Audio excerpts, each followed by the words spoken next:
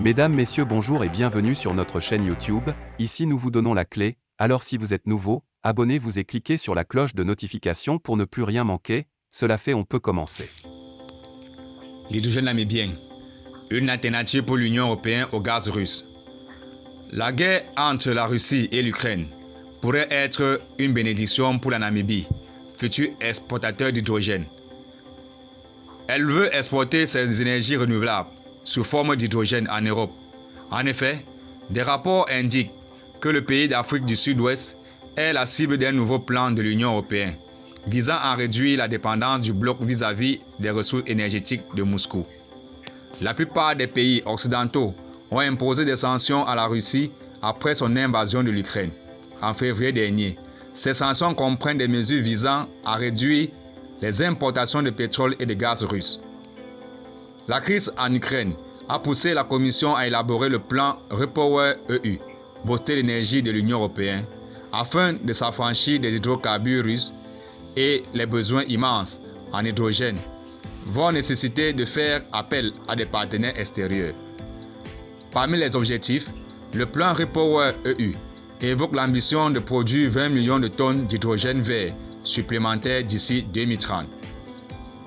Selon des informations recueillies dans la presse namibienne, l'Union européenne envisage de soutenir le secteur naissant de l'hydrogène vert en Namibie à un moment où le bloc européen cherche à réduire sa dépendance vis-à-vis de l'énergie russe.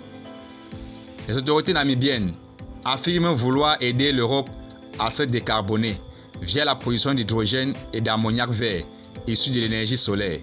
Citant des responsables européens et namibiens, les agences de presse ont indiqué que l'Union européenne envisage de signer un protocole d'accord avec la Namibie sur l'hydrogène et les minéraux lors de la prochaine conférence des Nations Unies sur le changement climatique prévue en Égypte en novembre prochain.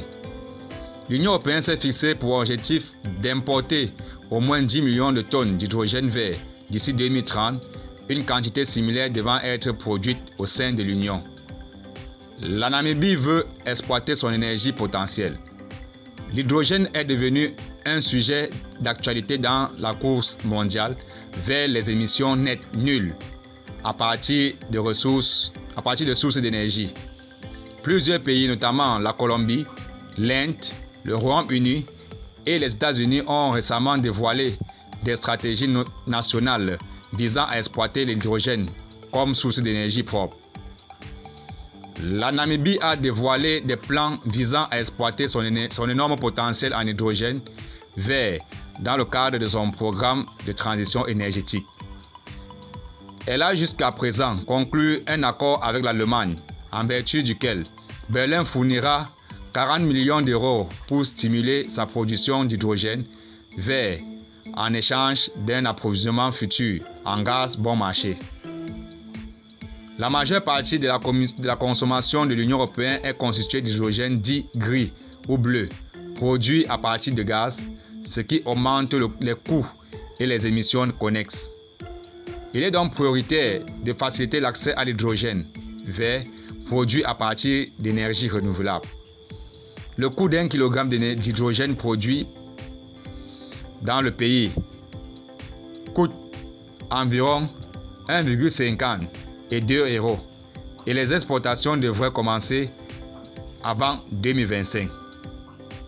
Merci de nous avoir suivis et surtout, abonnez-vous pour plus d'informations.